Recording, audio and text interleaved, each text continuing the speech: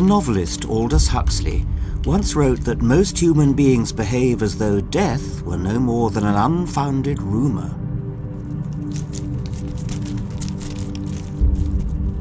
But what happens when you realise the rumour is true?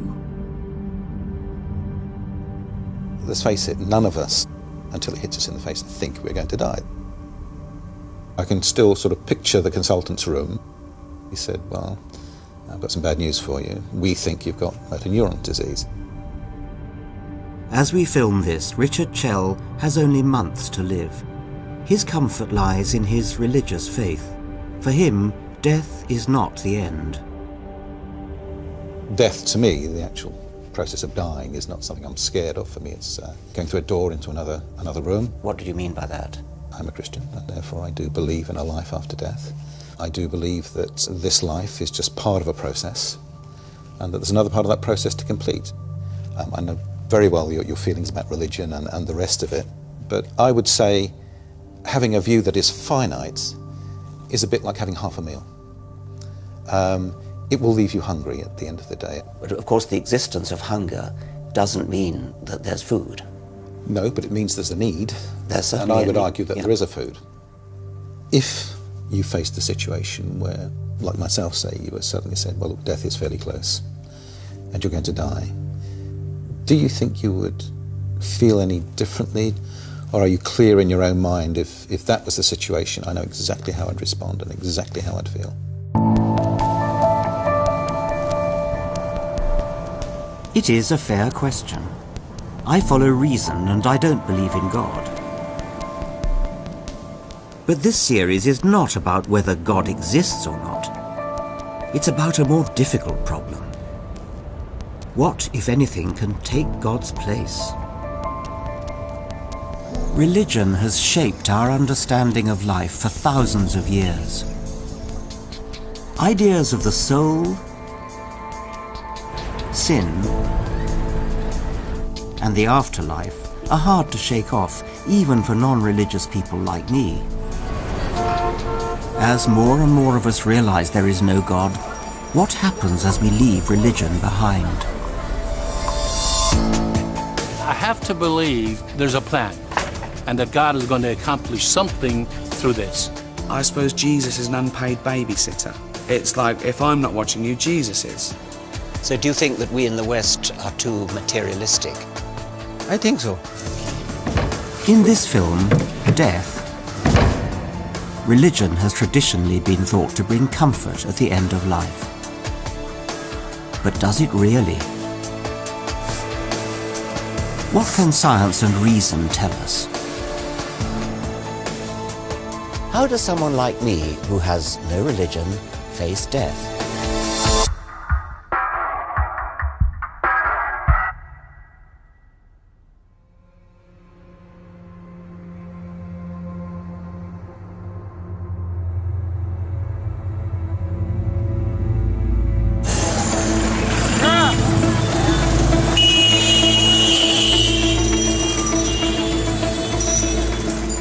Varanasi, India, one of the oldest cities in the world. It has a macabre speciality. Its main business is the industry of death.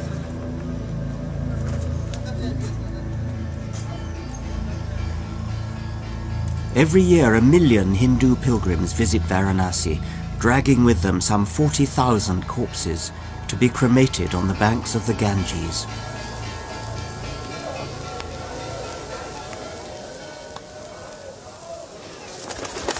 This is the holiest place in the whole of Hinduism. This is the place where Hindus aspire to come to die, to escape from the cycle of birth and death and rebirth. It is a most amazing scene. It's probably been going on like this for centuries, even millennia. It looks as though there are ashes down here in the river swirling around.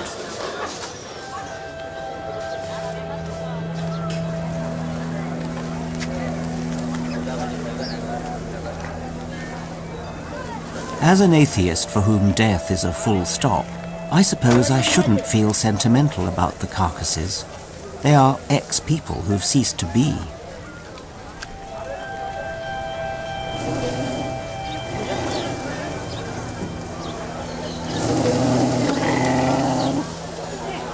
Yet I find something a little bit shocking here. The partially burnt corpses. The locals casually searching for precious metals in the burnt remains. And the rejected dead.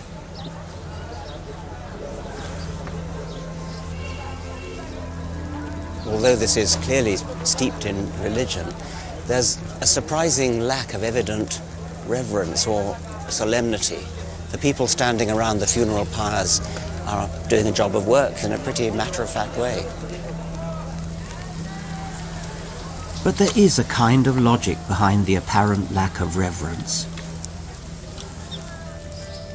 In this religious tradition, the flesh is no longer important. What matters here is releasing the spirit or soul. This is where religion plays its strongest card. The body may not live forever, but the soul does. On the face of it, it's a comforting idea, and a challenge for an atheist like me.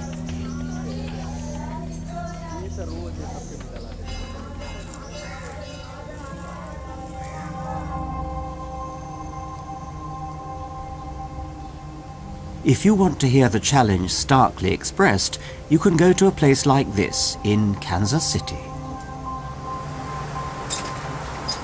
Hello, I'm Richard. This Catholic hospice, Alexandra's House, is for babies who die within hours of birth. These are clearly fatal disorders. Babies perhaps with anencephaly, Potter syndrome where they have no kidneys, severe genetic heart disease. So they're all going to die, and they're all going to die. The normal recommendation by the medical profession would probably be an abortion at that point, yes. would it? This may, be hard for some people to see. These are many of our babies for whom we've cared, some who have lived here, but all of them that we've cared for. And so this is leading us up to where the families stay.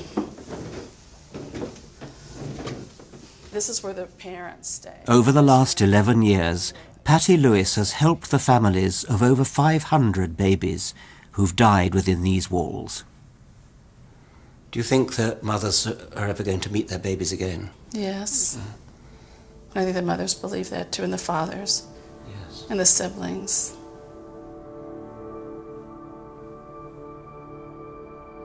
I do sympathize with the desire to meet again somebody whom you've known and loved, but a newborn baby.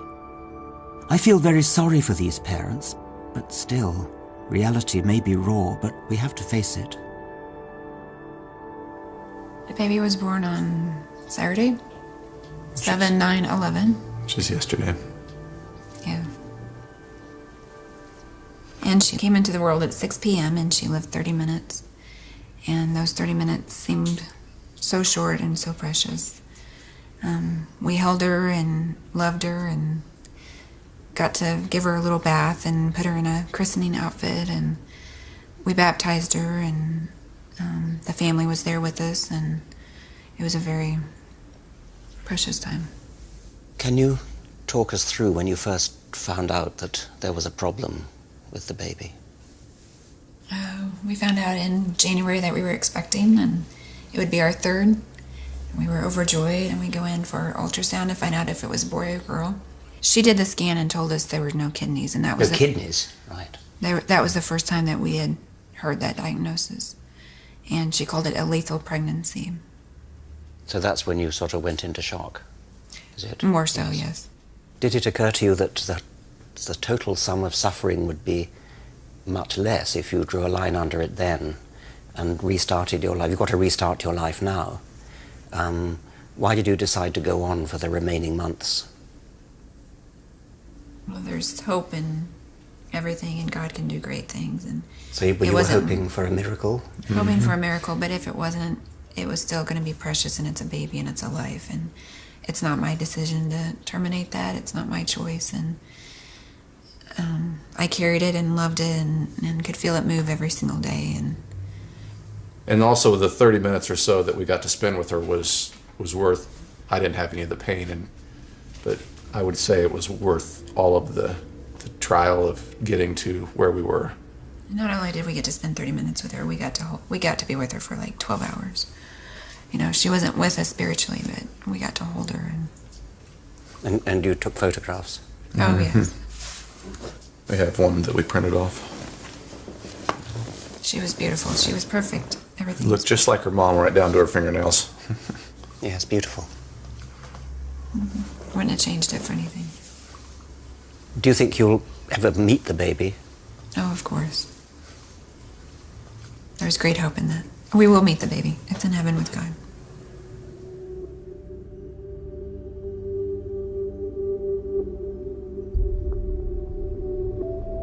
I feel for Renee and Lee.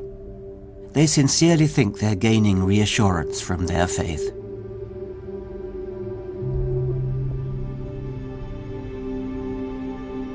So now I need to understand how this relationship between death and religion has evolved to be so strong.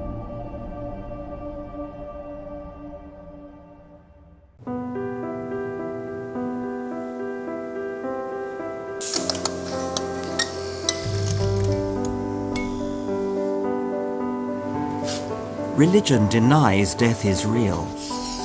It sets up instead the forbidding prospect of eternity, either in heaven or, worse, in hell. For me, what's frightening is not death itself, but eternity, whether you're there or not. Yet people still reach instinctively for religion and its rituals when it comes to the end. Why? It's a very, very artificial situation. We see the person lying down. Unless you're intimately acquainted with someone, you don't really see them lying down. And they may well be dressed in their own clothes, lying down with their eyes closed in an artificial situation that they're inside a wooden box. Now, all of these things bring a surrealism, but despite that, people are very, very focused on the fact that the last physical connection that they have with that person is lying in that coffin, and that's what they're saying farewell to. So why do people go on with these strange rituals? It's the business of walking away from the funeral and feeling that was well done. We liked what they've done for us, and we feel that we led someone whom we cared about very deeply to rest in a very dignified and meaningful way. Even if the beautiful oak coffin is then burned or buried, somehow you feel you've given the person a good send-off. Very much so.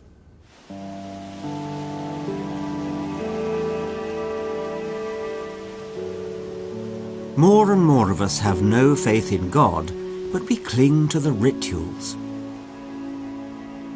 Even in secular woodland burial sites, we find death brings illogical superstition. It is fascinating to see people thinking of themselves as part of this place. They're anticipating their post-mortem identity, so that when people talk about, as they can in this place, face in any direction, so some want to look up the hill, some want to look down the hill, some want to look towards the sun, they are buried in different spatial directions. Douglas Davies is an anthropologist fascinated by the fuss and trappings surrounding death. Do you think part of what's going on is a reluctance to believe that the dead person is really dead? Yes, one lady, her father used to farm around here, and so he's been buried looking up towards the hill, because he used to shoot rabbits up there and the like. And to her this is dreadfully important, because the relatives too are thinking about their dead after they've died. Yes. I find I'm not immune to these notions.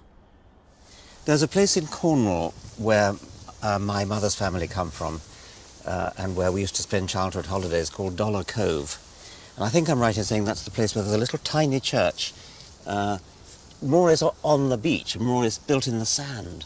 And I've sometimes fantasized about being buried there, somehow with the sea crashing in and the tide coming in and out.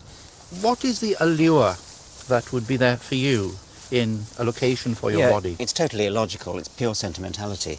I suppose there's no rational defence for it, whatever. I mean, one should say just stick me in a dustbin bag and throw me away. I mean, But you don't want to be in a dustbin No, bag. that's right, and it is pure sentiment. I mean, we are sentimental animals Yes, as well as social animals. So why do even atheists like me carry around this sentimental baggage? When did these illogical thoughts first develop?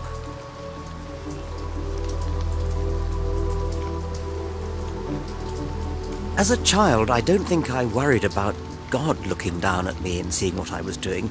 I worried about ancestors. I worried about my great-uncles and great-aunts looking down from heaven and seeing everything that I did. Childish, perhaps, but let's be too quick to dismiss it. Hello, Iggy. Oops. He doesn't want to come out and play. Okay, look up, there we go. From an early age, we start to believe that there's more to us than just our physical bodies, as this experiment reveals. Should we give him a little tickle? He's very sweet, isn't he? Okay. This is a fake machine to fool children into thinking live beings can be duplicated. There's Iggy. And there's Iggy. As scientists, we seem to be committed to the view that if you could take a person and make an exact copy, molecule by molecule, that copy would have exactly the same thoughts and memories, would be the same person. But intuition rebels. We seem to want to believe that there's some essence of ourselves, something that would not go across with all those molecules, something that a religious person might want to call a soul. This is an attempt to look at an old philosophical problem, which is imagine if you could copy anything. And what we've done in these experiments, rather than getting children to imagine it, we produce a machine which looks as if it can duplicate and copy anything, a bit like a photocopier for objects. No, it's two. It made two. It made two. We've shown in previous studies that they believe it can copy toys very easily. But the question is, would they really extend that to something like a living thing, like a hamster? Shall we tell him your name? Do you want to whisper? And so what copies over is the body of the hamster, the ideas of the hamster, the memories of the hamster? We believe that the intuition is that the physical object can be copied, and therefore the physical body can be copied.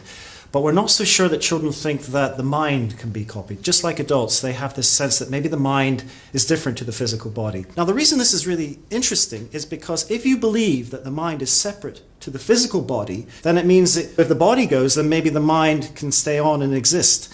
And of course, this allows for all sorts of notions of spirits and the soul as being something entirely untethered to the physical world. Disembodied ghosts after death or surviving death in other ways. The soul goes on. So these young children believe bodies can be copied, but not minds. Shall we have a look? 1, 2. 2. They are already thinking there's something in charge of each being that is unique. Something like a soul? Did this hamster see your picture? Does this hamster know what your picture is? No. Does this hamster know your name? Does this hamster know your name? No.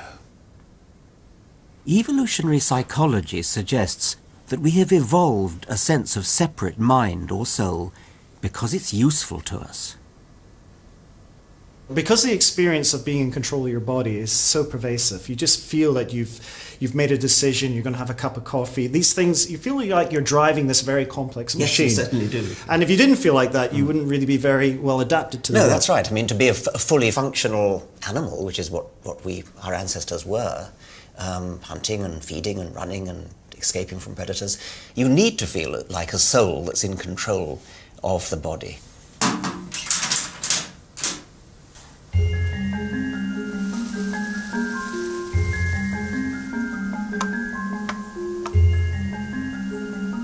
This is one reason why it's so hard to shake off the religious way of death. We are programmed to believe in something like a soul. Now, of course, I don't believe in a soul, but I too have the feeling that there is some sort of essence of Richard Dawkins that makes me who I am, that gives me my unique personal identity. To understand more about this, I need to look at the role our memories play with the person who's known me longest, my mother. So what have we got here? We've got your first birthday party. Yes. Well, I've no memory of this at all. That's presumably me, is it? Yes, that's you, in a little dress that your granny sent out from England. Our memories are hugely important to our sense of who we are. That's Kilimanjaro. Oh, yes. You used to like saying words like Kilimanjaro. Oh, right. But our memories lull us into a false sense of certainty. They are fallible, riddled with errors. Another early memory was being stung by a scorpion. Yes, we were miles, absolutely miles from anywhere, and you suddenly jumped off your chair without your shoes on, which you weren't allowed to do, and stepped on a scorpion.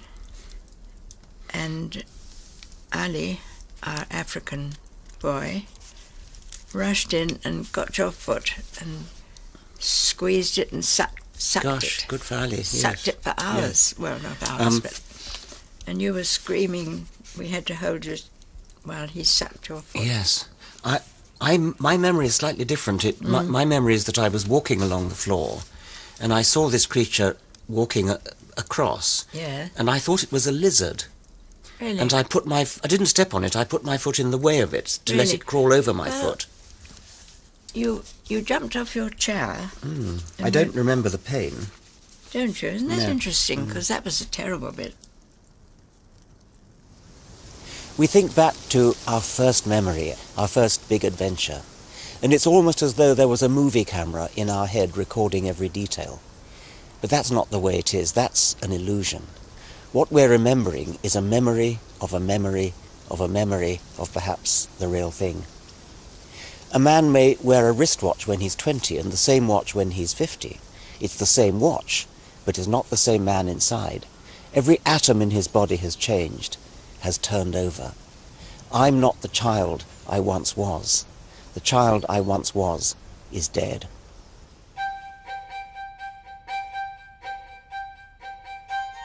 So the physical cells that once made me are long gone, and my memories are more tenuous than I would wish. The connection between younger Richard Dawkins and older Richard Dawkins isn't as strong as I might like it to be. And I think this is why the religious idea of something permanent, the soul, is so plausible. Now I want to explore the reality of why we die.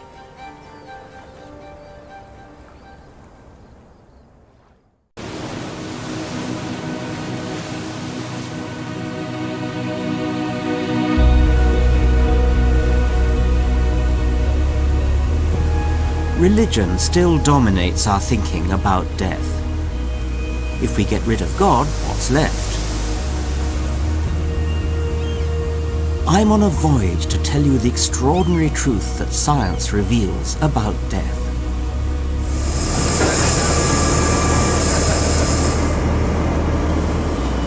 According to evolutionary science, death is not something to be overcome at all. It's a necessary part of the picture.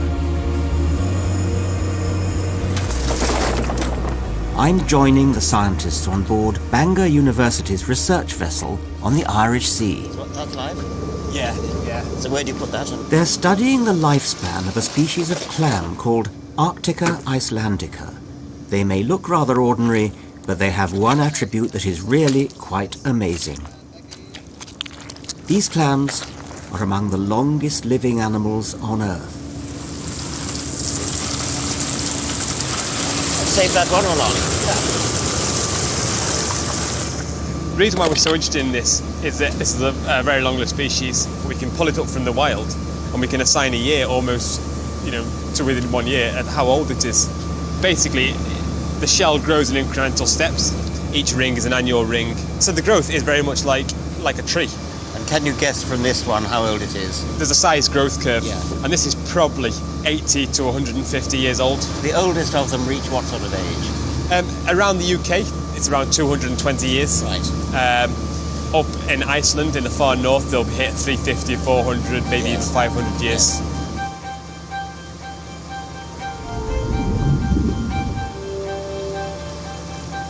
Only recently, this research team found a clam that had lived for more than half a millennium. It's amazing to think that some of these clams that we're dredging up were born before Darwin, even before Elizabeth I. So why do they live so long? Any evolutionary explanation of why aging happens has to do two things. It has to be able to explain why you see aging in many species. It also has to be able to explain why you see enormously long lifespans, or possibly no aging, in a very few species. And the clams, I think, may be an example of this, because you've seen them and handled them for yourselves. They have enormously thick shells. I don't think there are very many things down there that can actually bite through them. And so they can sit around and they can just carry on producing offspring once they've reached a certain size. These clams are continuing to pass on their genes to the next generation, even at 200 and 300 years old. So from the evolutionary point of view, it's not just that the individuals are well protected against being eaten. Because they're well protected against being eaten, it's a good gamble to stay alive a long time, because you've got a good chance of reproducing later. Whereas something like a salmon has a very poor chance of reproducing again, so it might as well throw everything it's got into one big gamble now. Yeah, that's exactly it. There is no point in spending resources to make a body that will last 400 years if your chance of making it through the night is pretty slim.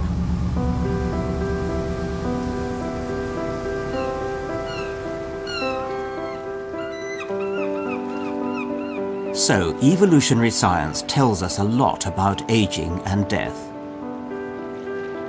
The clams are able to reproduce when they are hundreds of years old.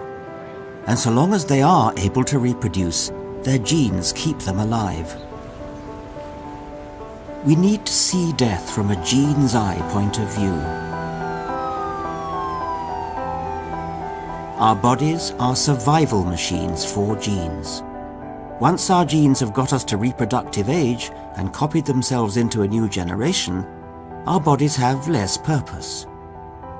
Time bombs inside us go off. We age. We die. So, rather than looking upon aging as a wearing out of the body, perhaps we should see it as a side effect of how our genes work. Even extraordinary exceptions throw light on this truth. This is Irving Kahn, a financial trader on New York's Madison Avenue, who has come to work every day since 1927. Irving is 105 years old. Do you remember the Wall Street crash? Oh yes, I came just at the time, about 3 or 4 months before the peak was the summer of 1928, 29. And that was one reason I didn't like the business. Yes. Because I came here, went to the exchange on Wall Street, and found after a week on the floor that it was like working in a casino. I can imagine. A gambling house. Yes. I understand that not just you, but many members of your family are extremely long-lived. My brother Peter is 103, 4, I'm not sure. Yes. I'm 105. Yeah. I have limited rental and limited hearsay, and I hope the right number of marbles. You've got a lot of marbles, I think. What about your sister? How old is she? She's 108. Mr. Khan, is it possible to give us an idea what it feels like to be your age? It's much better and it's much worse.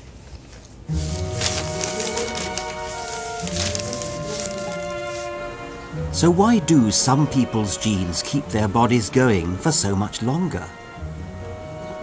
The curious case of Irving Khan and his family has intrigued scientists who are trying to answer this very question. When we ask our people, why do you think you live to be so old?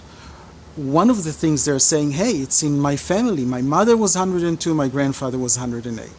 Irving can show that he has 4 other siblings that lived to be 100. The study looked at 500 aged Ashkenazi Jews, like Irving Khan, from the same geographical area whose environment and genes can be easily compared. For Irving, and especially for his sister Helen, she's been smoking for 95 years. 2 packs for 95 years, which shows you that if you smoke for 95 years, you live long life. I know it I doesn't. can assure you that that's true. And Irving have smoked for about 30 years in his life. So the point here is that our centenarians as a group did not interact with the environment the way we tell the doctors tell their patients, that you have to watch your weight, you have to exercise, you shouldn't smoke, and you should drink 1 cup of alcohol a day, and all the things that we know to tell them. It doesn't matter for them. So for some, lifestyle and environment don't play as large a role as we've been told. But if Irving's genes hold the secret to long life, why hasn't evolution given us all genes like his? If there are genes that increase longevity out into the hundreds, why didn't natural selection favor those genes in our ancestral past? So I'll tell you, there's something very upsetting in this sense in our group. First of all, 1/3 of the centenarians in the world don't have children. Okay, so I don't know, is it having children, raising them, rearing them, I don't know what, but the point is that there is some exchange between reproduction and aging. But also in my study, the centenarians had less kids on a much later age than my control population. So if the control population has 3 to 5 kids on average, our centenarians are 1.7 kids on average. And so if you're thinking that way, we're losing longevity genes, right? Because in every generation, we populate more with the people who don't, with kids of the people who don't have longevity genes that have longevity genes. Our genes appear to trade long life for reproduction. Longevity seems to be connected to later reproduction or no children at all. So how long we live and why we die are dependent on our genes. And I'm about to look my own genetic code straight in the face.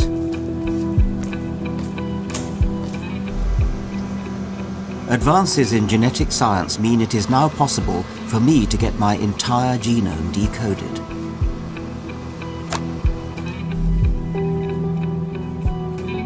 There's something very personal and intimate about it as well. I mean, this is something that is absolutely unique to me. There's never ever been in the history of the world, nor ever will there be again, a genome which is the same as mine, or the same as yours, or the same as anybody else's.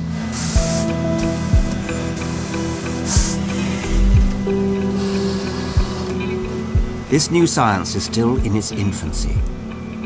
I'm going to be one of just a dozen people in the world, and the first person in Britain publicly to have their whole genome sequenced.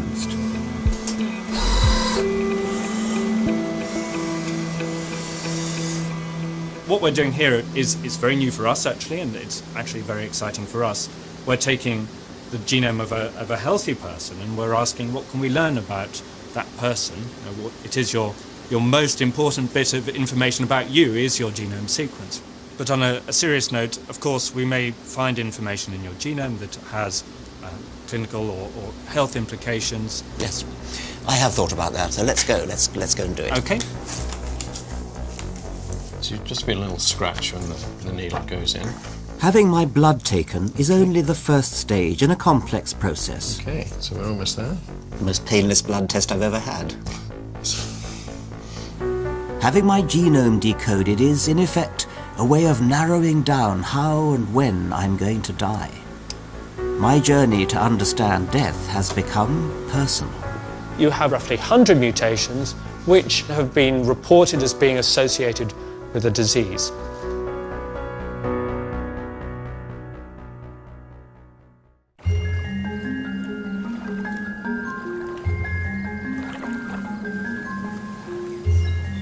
I may be one of a handful of individuals in the world to have their genome sequenced, but before I find out my results, I'm off to meet the man who was first. And he isn't just anyone. He's one of the two men who made this new science possible, James Watson. Well, it's certainly a very beautiful thing. Yes. Together with Francis Crick, James Watson discovered that genes are digital codes written on DNA molecules. Watson and Crick's names will live forever, and Watson isn't shy about it. So now I realize I'm, except for Hawking, the most famous scientist alive. Oh, wonderful. Yes. I've turned out to be helped by people looking at my DNA. In what way? It revealed that I have a genetic polymorphism which metabolizes drugs, and I have one which acts very slowly. So if I take a beta blocker, it stays in my system for a week instead of going away for a day. And so I've been given them for, to help control my blood pressure, and I went to sleep. Watson took a personal risk in making his genome available for study, exposing all its imperfections to public scrutiny for the sake of advancing genetic research. You get great pleasure from ideas. No, I get pleasure from understanding. Yes. So understanding, everything falls into place when you understand. Yes. So you move from, it's understanding, gives you happiness, and I think it's one of the unique human features, because it's not limited to me, but it clearly, when you're able to find out how to do something.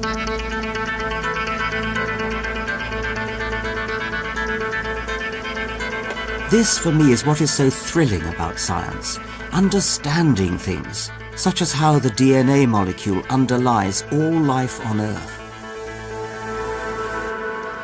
It's because Watson discovered the structure of DNA over half a century ago that today I'm able to have my own genome analysed and understand what makes me live and how and when I might die.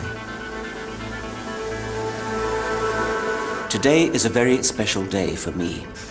In 50 years, lots of people will be able to say this, but today I'm one of very few people who's had their entire genome sequenced.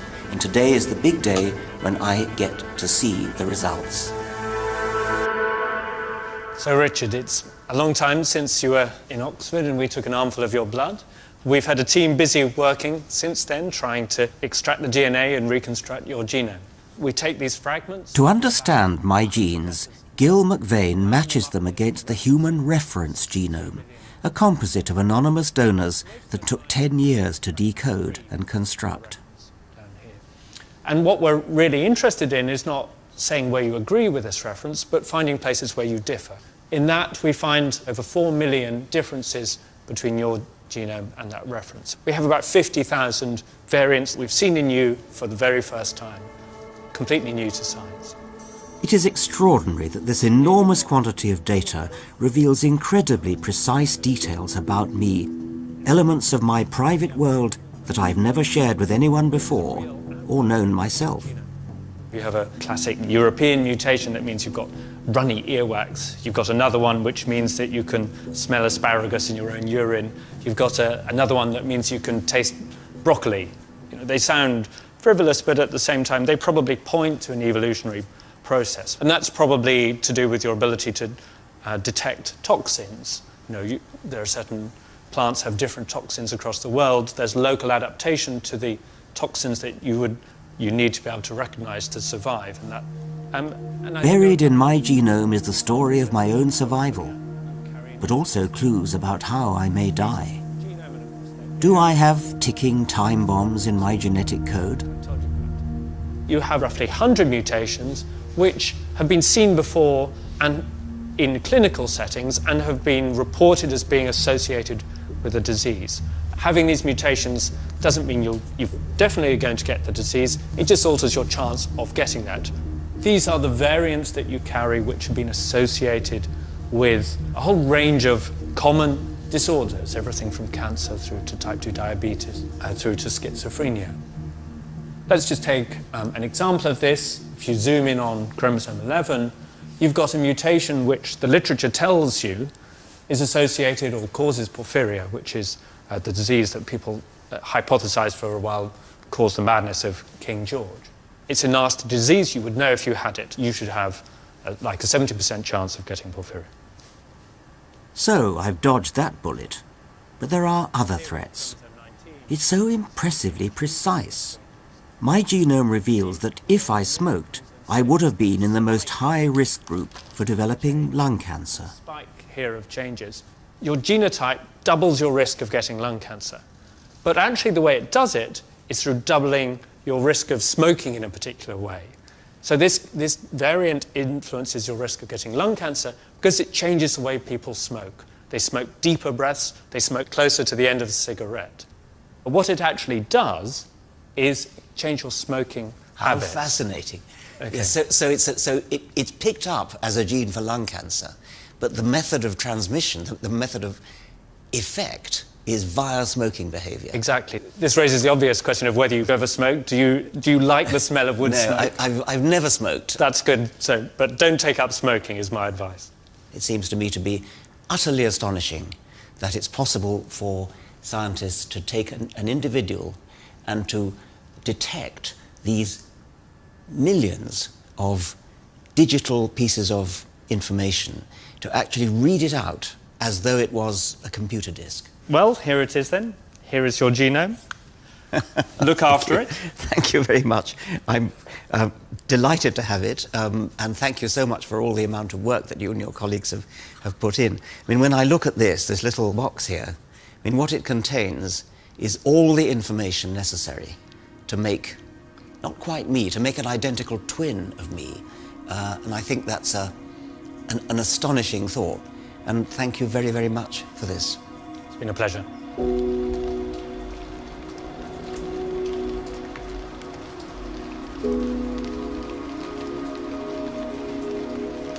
As we come to learn more about DNA, our relationship with death is bound to change. And as more of us have our genomes analyzed, will we be able to avoid those ticking time bombs contained in our codes that killed our ancestors after they've reproduced?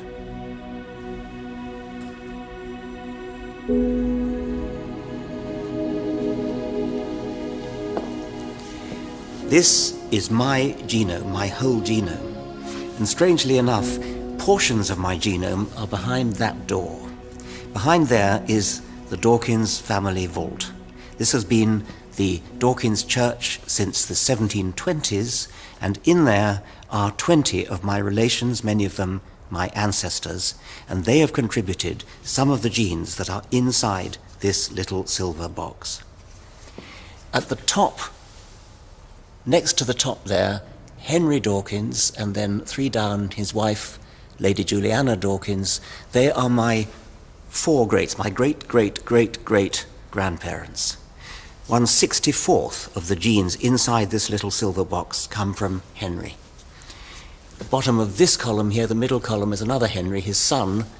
He has contributed 1/32nd part of the genes inside this hard disk. Unfortunately, the door can't be opened. It hasn't been opened since, I think, 1919. They've lost the key. Nobody knows how to open it. There are some slots in there, but I shall never occupy one unless they can get the door open.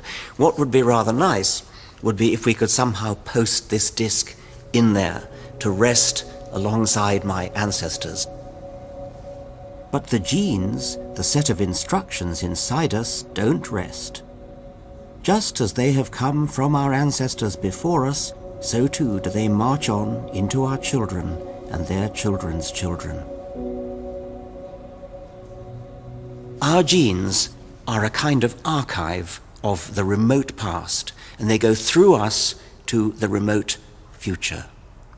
Henry Dawkins may be my 4-greats-grandfather, and he's put some genes in here. But my 200 million greats-grandfather was a fish, and by the way, the same fish was your 200 million greats-grandfather too. Amazingly, even he has put some genes in here, and they too have a chance of going on to the remote future. Our genes are, in a sense, immortal. That's not comforting in the way the soul is supposed to be, but it is a wonderful thought, and it is true. We may argue about whether we have an immortal soul that survives our death, but one thing science tells us for sure is that if there's anything that's immortal in our bodies, it is our genes.